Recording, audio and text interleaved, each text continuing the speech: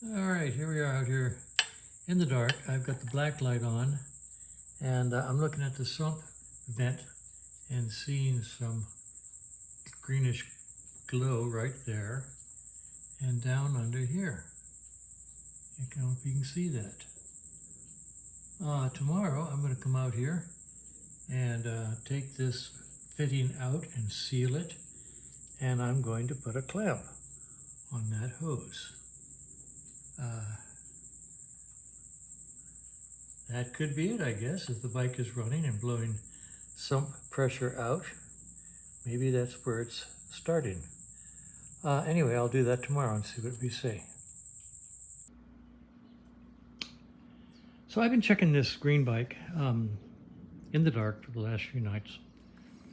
Not seeing anything conclusive. Actually, last night I didn't see anything conclusive, but I did see something. So I'm going to take this fitting out of the bike and reseal it, reseal the gasket with some, hello, where am I? Hello, there.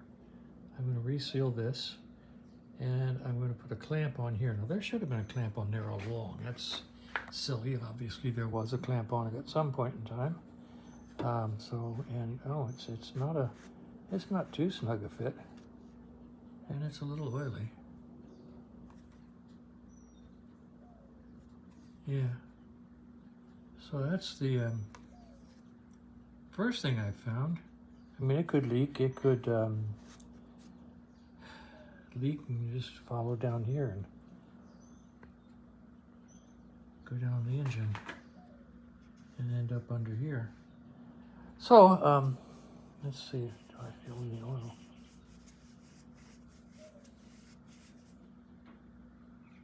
Well, there's a glistening of oil there. A little glisten. Who knows? Nothing like fondling a Norton engine early in the morning. All right, so I'm going to seal this up.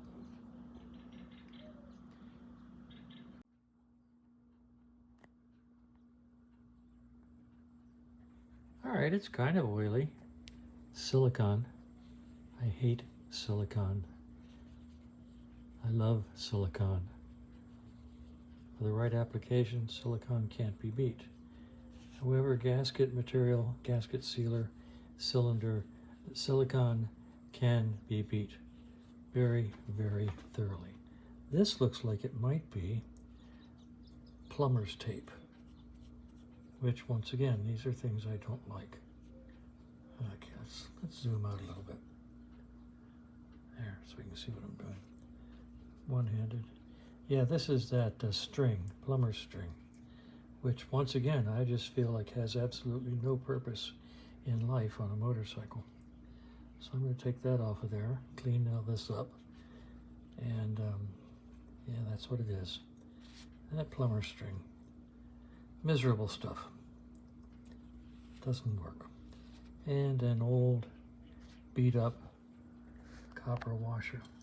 So I'm going to use a little bit of good old CRC carb cleaner to degrease it, de-oil it, clean it up.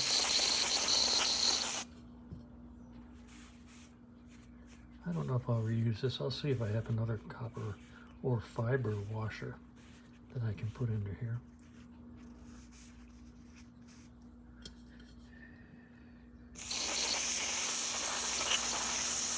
This can's about exhausted. And over here, I'm just going to spray the surface area a little bit and wipe it off.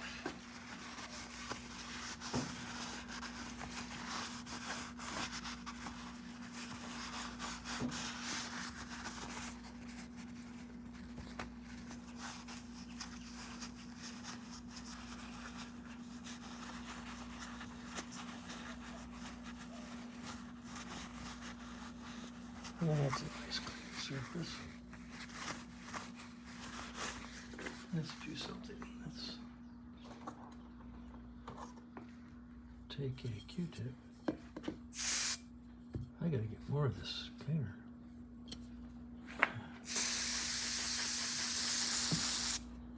Stand by. All right, continuing with the process. There we go.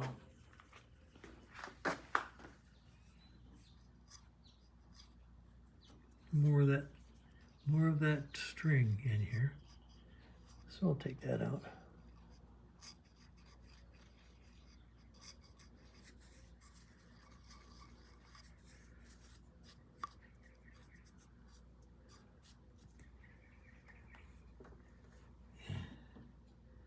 I do not like that stuff.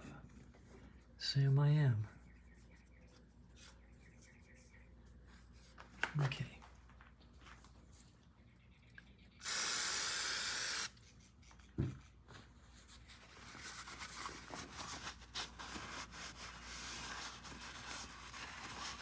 Getting it as dry as I can so that I can observe it after I run the bike for a while and the bike sits here for a while. All right, so over here we've got this part.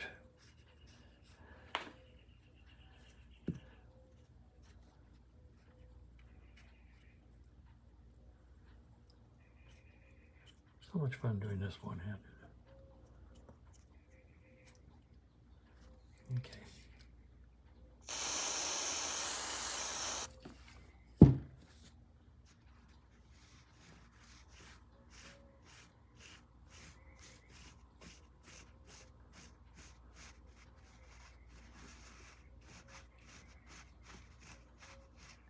Threads are nice and clean now.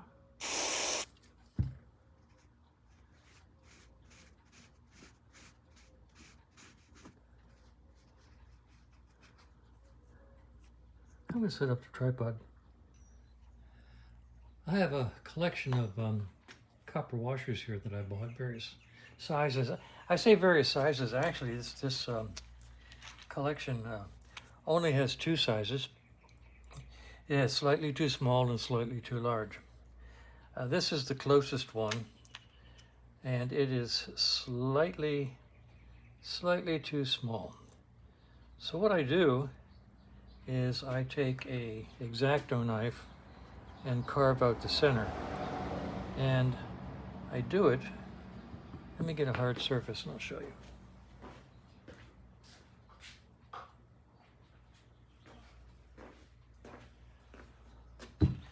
I do it with an X-Acto knife.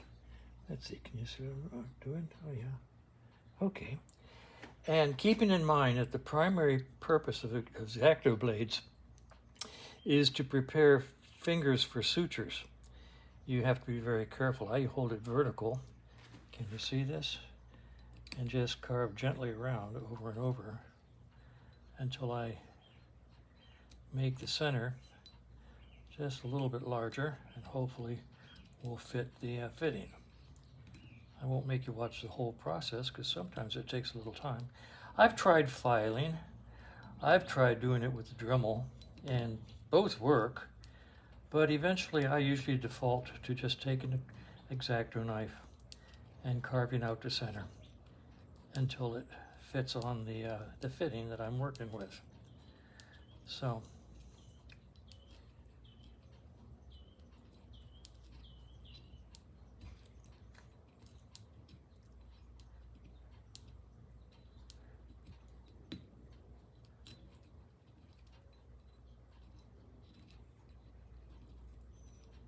I do it this way because if you try to put it in a vise, you'll just damage the surface. And that sort of defeats the purpose. All right, I could actually force that on. Just take a little bit more off.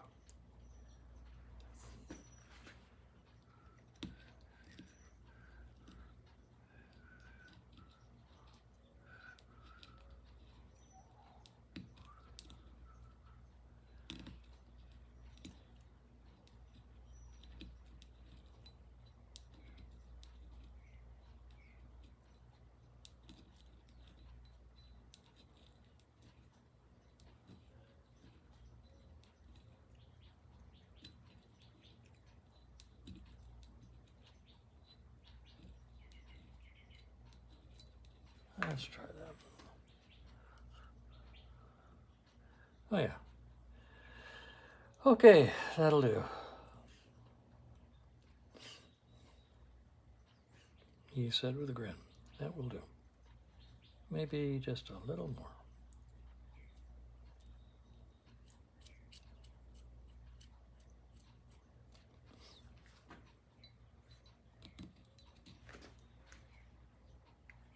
You see? No, you can't see.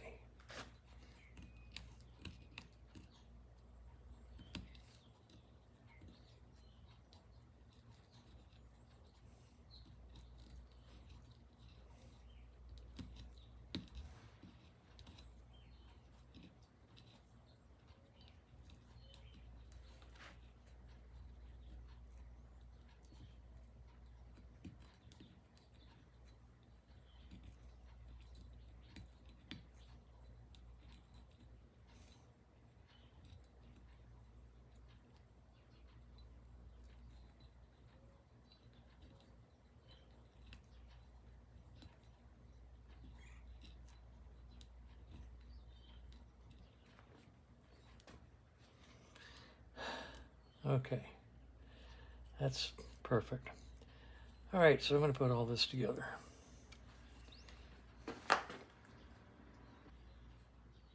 All right, I'm going to put this together now.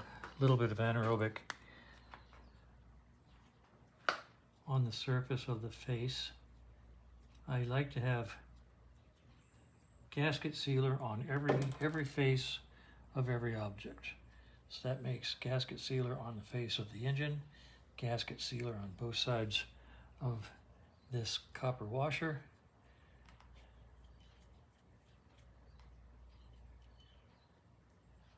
and gasket sealer on the threads. Radical case of overkill. Really, really silly. But that's what I do.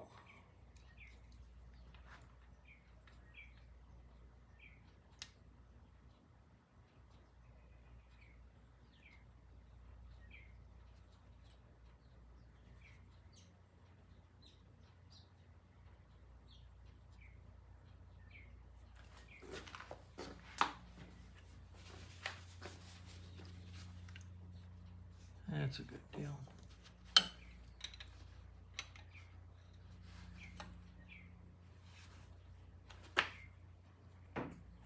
Snug it down tight. I actually have enough tubing here that I can cut the end off that. These are really nice tubing cutters. Let's see, can you see all this? Yeah, all right. These are really nice tubing cutters.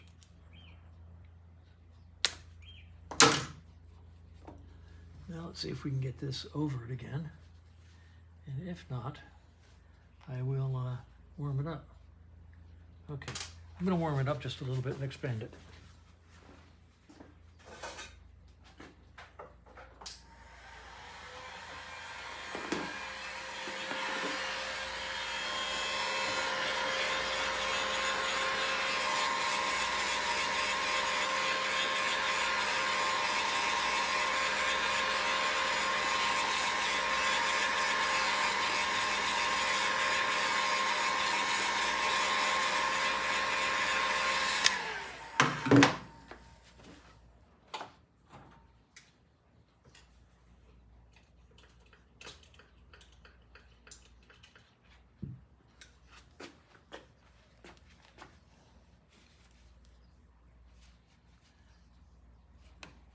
Expand it just a little bit. Put your under clamp on. And see if I can get it on here.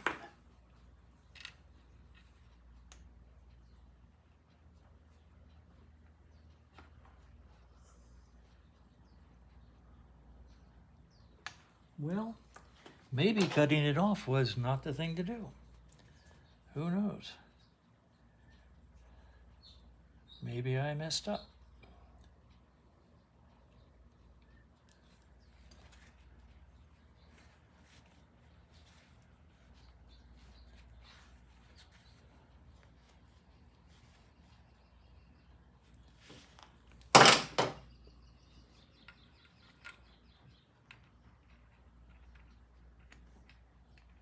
Hark. This could be embarrassing.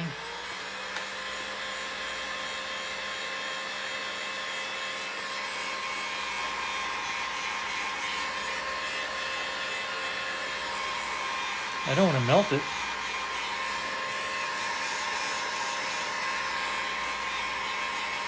But I gotta get it soft.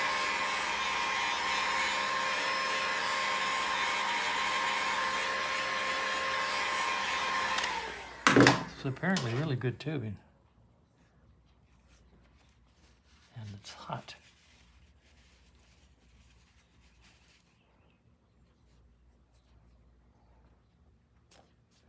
And I just split it. Well, I'm going to try to recover from this. I'll be back in a few minutes. All right, so after I split the old hose, rendering it useless, because it was just too short, I went to the nylon reinforced clear hose that I use normally. I really don't like the black hoses. I frankly think they're ugly. So I resealed the fitting, put a new hose on, clamped it, ran it up, and into the oil tank up here. Right here. While I was up here, I realized that the air oil separator was not vented.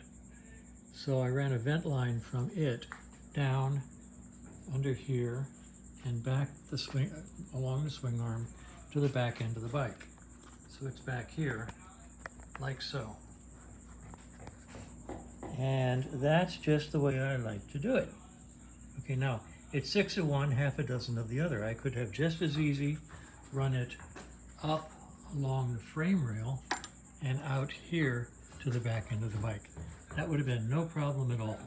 Matter of fact, just for grins, I walked over to here, the yellow bike. I did this last week, and I did just that. I ran that one out the tail end of the bike. So it's vented back there also. Then I remembered, well, you know what? I did my own bike back, whoa, ever so long ago. And there it is. I ran it across the top of the swing arm out to the end and actually put a little tip on it, blowing whatever oil vapors there are off to the side. Now I simply cut this tube at an angle so that it blows it away from the rear tire as best I can. So anyway, the venting is now done. Who knows, it was vented to here, but not vented out of here. Maybe it was blowing some oil mist out of there that accumulated somewhere. And oh, I'm grasping at straws. Who knows? I didn't see any indication of anything being blown out, but it's vented all the way out to the back of the bike now. So what I'm going to do now is start the bike and get it nice and warm, let it sit here and idle with a fan on it for 10 or 15 minutes, and then let it sit and see what I see tonight when I come out here in the dark. See if I can find any more evidence of leakage and or leakage point. So that's where we sit. All right, the bike has been sitting for a week or more.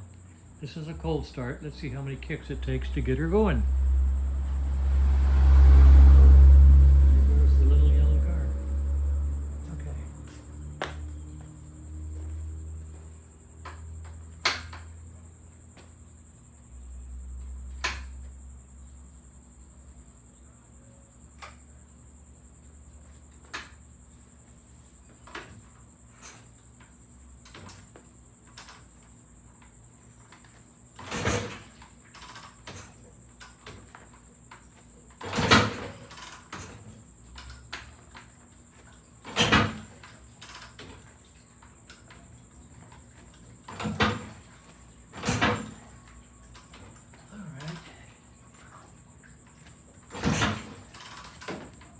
Choke.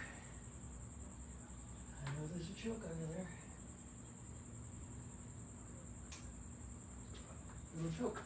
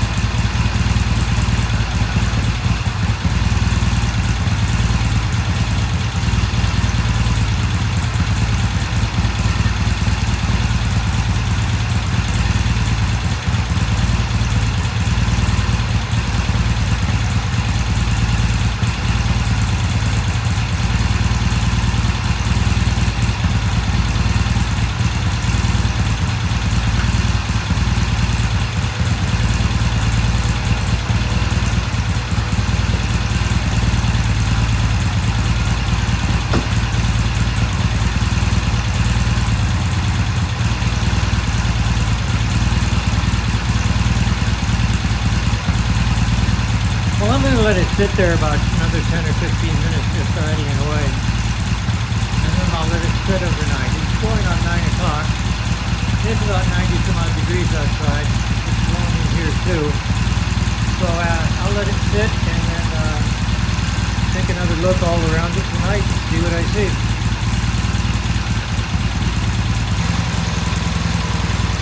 Alright, we've had about a total of a half hour running here. The first segment, something very, very strange, interesting, weird happened, and I'm going to turn the bike off and tell you all about it because it's kind of fascinating. By the way, take a good close look at the rear wheel where that vented tube comes out. Nice and dry, nothing underneath. Just a little zoom in.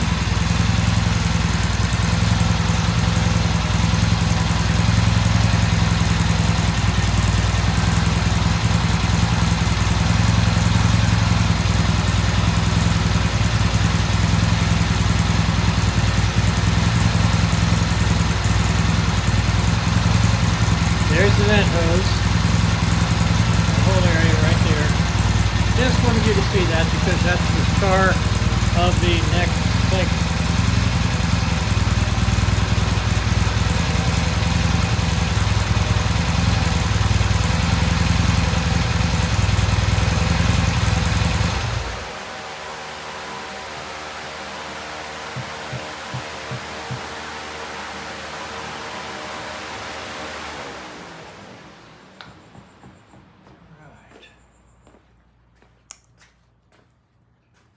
This is interesting.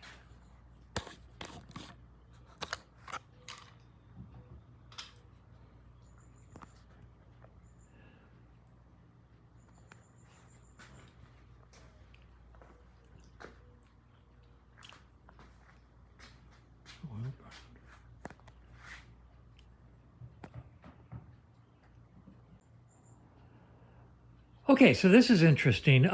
Before I started the bike the last time, I checked the oil and it was on the low point of the dipstick, so I added oil to bring it up to the high point of the dipstick. And then I started the bike with the fan on it, let it sit there, idle, idle, idle, idle, idle. It was just sounding so good, idle, idle, idle. All of a sudden I realized there was a puddle of oil by the rear wheel, about the size of a dinner plate. And oil was being blown out of this new vent tube that I just hung on the bike. And I mean, it was coming out in spurts and globs. And I said, oh boy, I wonder what's going on. So I shut everything down and I pulled out the cap and I looked inside the tank. Let's see if I can get that out of here. Okay. And the oil was actually up inside the throat of the filler, up above the level of the return hole. But it was reading exactly high on the dipstick. Conclusion, the dipstick is wrong. So I used my baster sucker to suck out the excess oil to take it down below the level of the filler throat down there. I'll even get a flashlight and show you. The oil level has to be down below the level, where am I? Below the level of the throat. Okay, and it is right now. And you can see the return hole right there.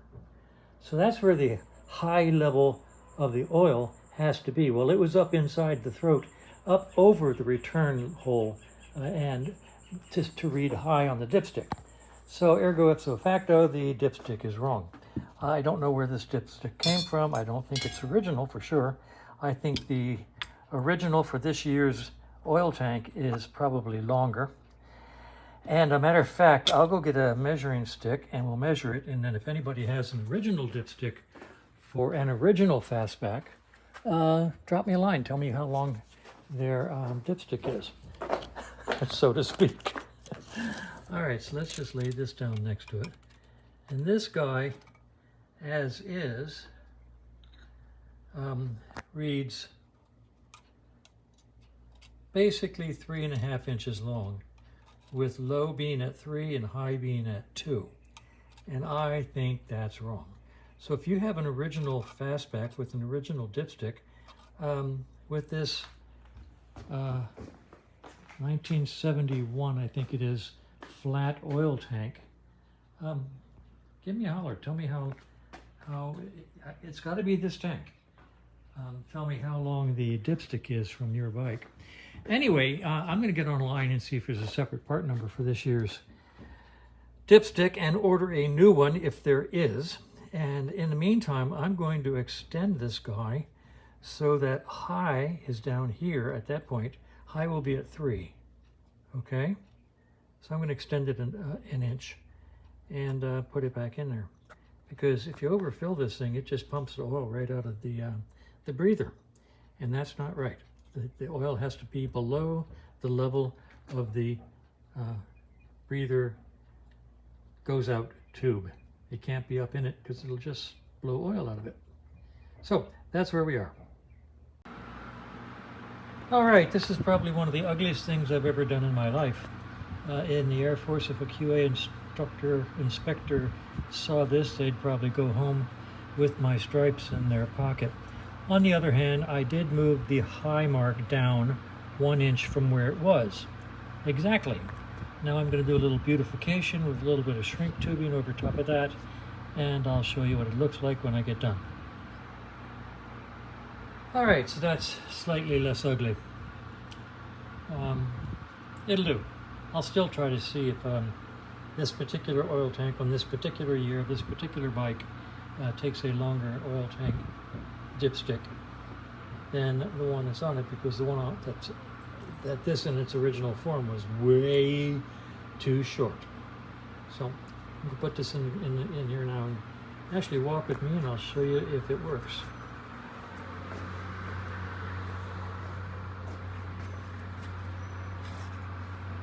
Alright, so different strokes for different folks. The way I check oil is put it in here, put it in a notch, press it down, take it back out, and see what I see.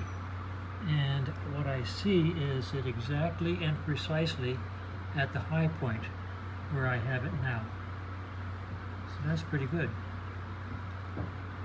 All right. That's what I'm going to leave it at. So I'll go do some research.